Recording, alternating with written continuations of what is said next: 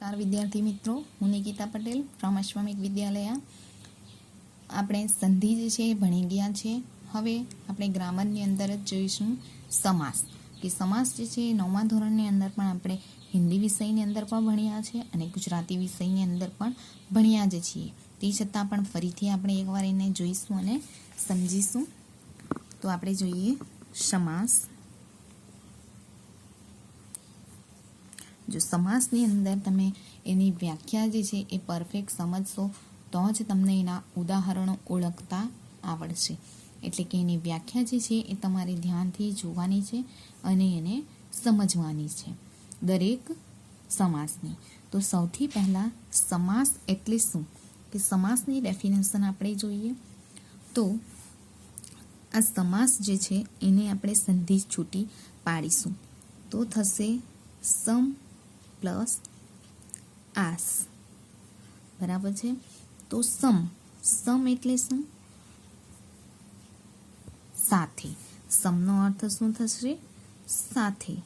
અને આસ એટલે કે બેસવું, તો એનો અર્થ શું થશે? સાથે બેસવું.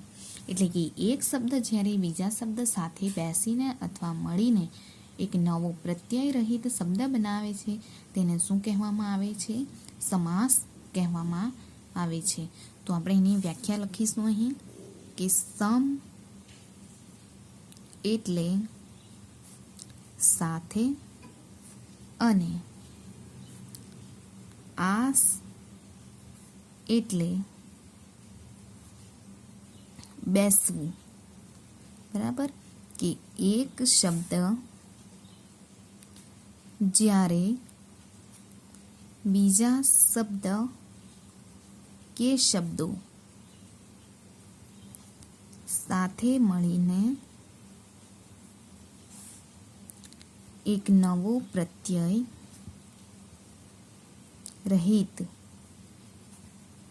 શબ્દ બનાવે તેને શું કહેવામાં આવે છે? સમાસ કહે છે. બરાબર. વ્યાખ્યા આપણે જોઈએ કે સમ એટલે સાથે અને આસ એટલે કે બેસવું. કે એક શબ્દ જ્યારે બીજા શબ્દ કે શબ્દો સાથે મળીને એક નવો પ્રત્યય રહિત શબ્દ બનાવે તેને શું કહેવામાં આવે છે? સમાસ કહે છે. આગળ જોઈએ તો સમાસમાં જુદા જુદા અર્થવાળા શબ્દો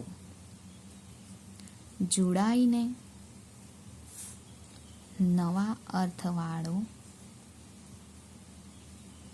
એક શબ્દ બને છે. બરાબર. કે સમાસની અંદર જુદા જુદા અર્થવાળા શબ્દો જે છે એ જોડાય છે અને નવા અર્થવાળો એક શબ્દ બનાવે છે. હવે સમાસનો વિગ્રહ, કે સમાસમાં જોડાયેલા શબ્દો જે છે એને છૂટા પાડીને અર્થ દર્શાવવો તેને આપણે સમાસ વિગ્રહ કહી શકીએ. કે સમાસ વિગ્રહ. બરાબર. 9માની અંદર આપણે એક ઉદાહરણ જોયું હતું કે રાજા, હિન્દીની અંદર જોયું હતું. બરાબર. તો આપણે જોઈએ, ચાલો ગુજરાતીમાં જોઈ લઈએ. એ રાજાનો કુમાર અને રાજકુમાર. બરાબર. તો આપણે જોયું કે સમાસ વિગ્રહ કોને કહેવામાં આવે? રાજાનો કુમાર અને રાજકુમાર. તો આ ઉપરનો જે છે, બરાબર, આ સામાસિક પદ છે. એને શું કહેવામાં આવે? સામાસિક પદ. બરાબર. અથવા સમસ્ત પદ. બરાબર. જ્યારે આ ઉપરનો જે છે રાજાનો કુમાર એને શું કહીશું? સમાસ વિગ્રહ. એટલે કે છૂટું પાડવું, છૂટું પાડ્યું છે. સમજ પડી ગઈ તમને કે સમાસ કોને કહેવામાં આવે છે? સમસ્ત પદ કોને કહેવાય અને સમાસ વિગ્રહ કોને કહેવાય? તો જ્યારે સમાસ થયો હોય તો તેને સમાસ પદ કહેવામાં આવે છે અને જ્યારે એને છૂટું પાડવામાં આવે ત્યારે એને સમાસ વિગ્રહ કહેવામાં આવે છે. હવે એના પ્રકારો જોઈએ આગળ.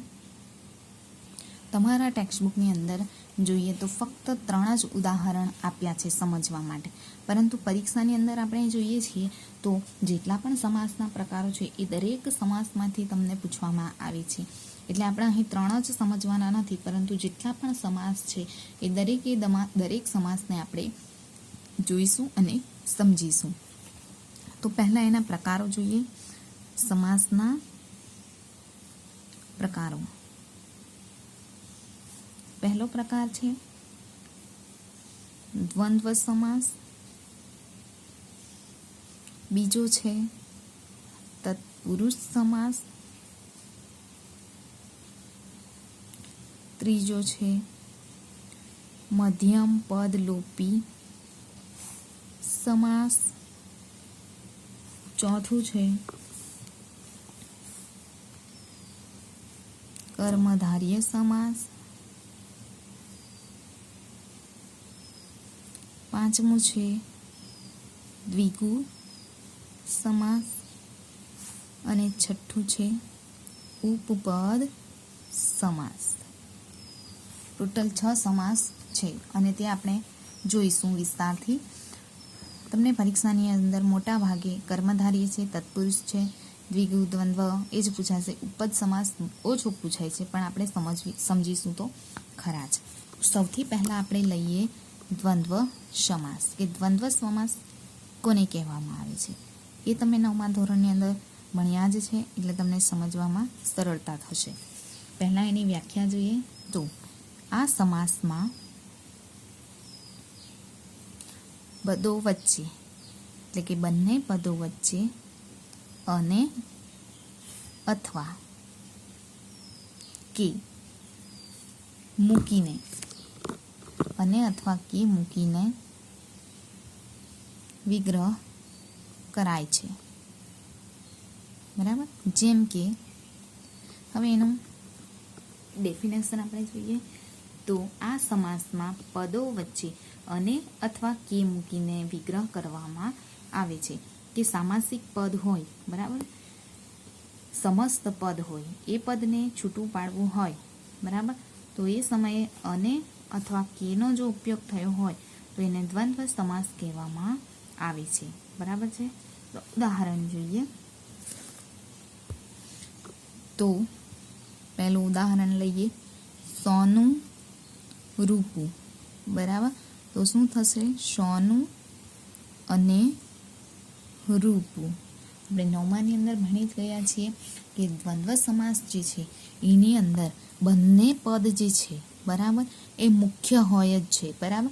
બંનેનું એક સરખું વેલ્યુ હોય છે. બરાબર છે. અને બંનેનો વિગ્રહ કરતા, બંનેને છૂટા પાડતા વચ્ચે અને અથવા કે મૂકી શકાય છે. કે બંને પદનું વેલ્યુ જે છે એ સરખી જ હોય છે. તેવી જ રીતે બીજું ઉદાહરણ લઈએ આપણે. 2, 3 એટલે કે 2 કે 3. બરાબર. ઓપ્શનલ આ અથવા આ, 2 કે 3. તેવી રીતે રાધા કૃષ્ણ એટલે કે રાધા અને કૃષ્ણ. બરાબર છે. આ બધા થયા દ્વંદ્વ સમાસના ઉદાહરણ. સમજ પડી? હવે બીજું એક ઉદાહરણ જોઈએ તો સોય દોરો. તો સોય અને દોરો. બરાબર છે. દ્વંદ્વ સમાસ એકદમ ઇઝી જ છે, તમને સમજ પડી જ જશે. હવે બીજો આપણે સમાસ જોઈએ તો તત્પુરુષ સમાસ.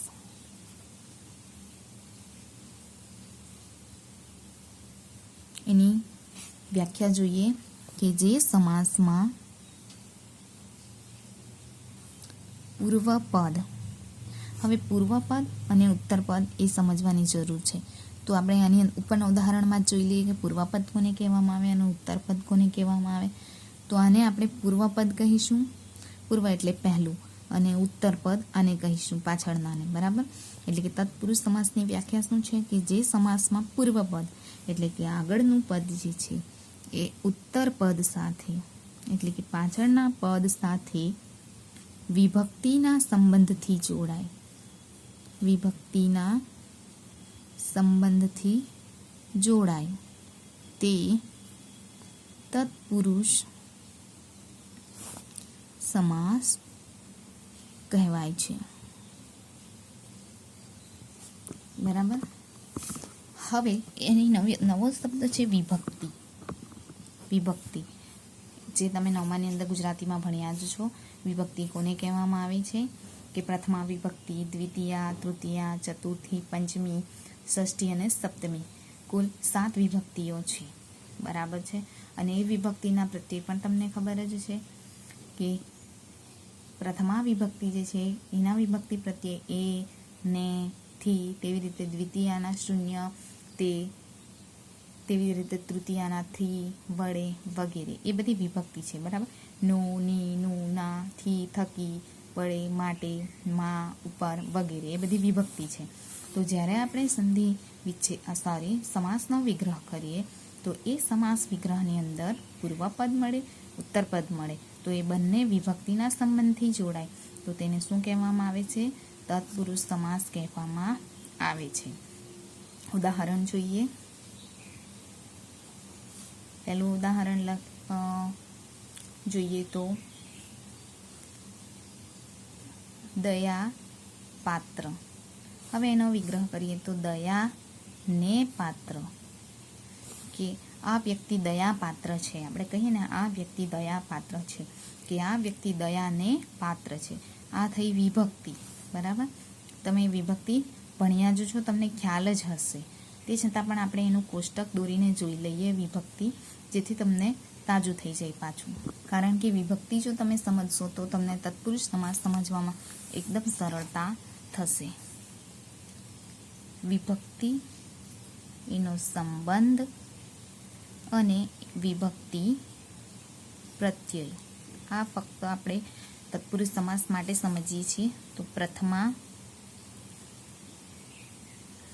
દ્વિતીયા, તૃતીયા, ચતુર્થી, પંચમી, ષષ્ઠી અને સપ્તમી.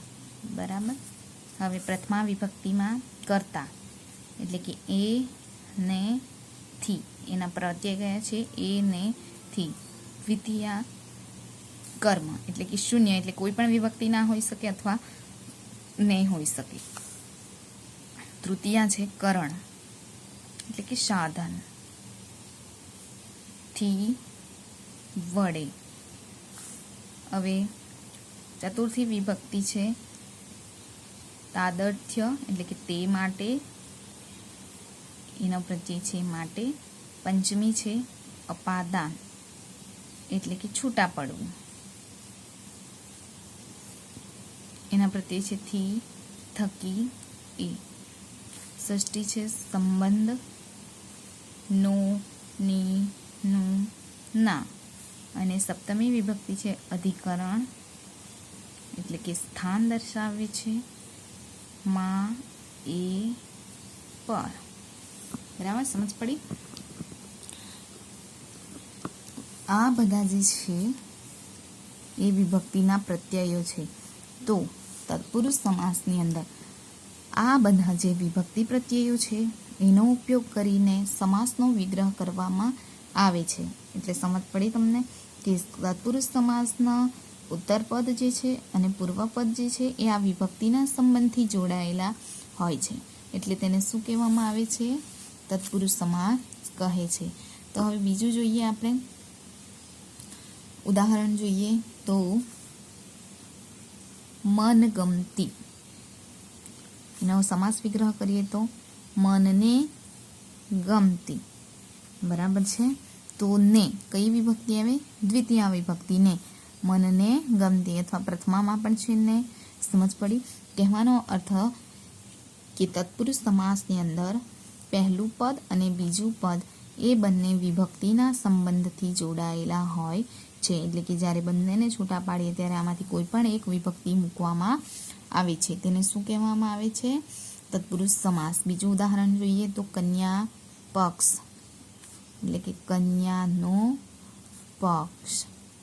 બરાબર. સમજ પડી? પછી લગ્ન વિધિ, તો લગ્ન માટેની વિધિ. બરાબર. જો આ બધા વિભક્તિ પ્રત્યયો છે. ટૂંકમાં એટલું જ યાદ રાખવાનું કે ઉત્તરપદ અને પૂર્વપદ બંને જ્યારે વિભક્તિ સંબંધથી જોડાય છે તો તેને તત્પુરુષ સમાસ કહેવામાં આવે છે. હું અહીં કેટલાક ઉદાહરણો બોલું છું તે સાંભળજો ધ્યાનથી. તત્પુરુષ સમાસના તો રક્ત પ્રવાહ, તો રક્તનો પ્રવાહ. પછી છે મરણ શરણ, તો મરણને શરણ. પછી ચિંતાતુર, તો ચિંતા વડે આતુર. કુટુંબ માયા, તો કુટુંબની માયા. કૃષ્ણાર્પણ એટલે કૃષ્ણને અર્પણ. દેહાભિમાન એટલે કે દેહનું અભિમાન. ચરણ રજ એટલે કે ચરણની રજ.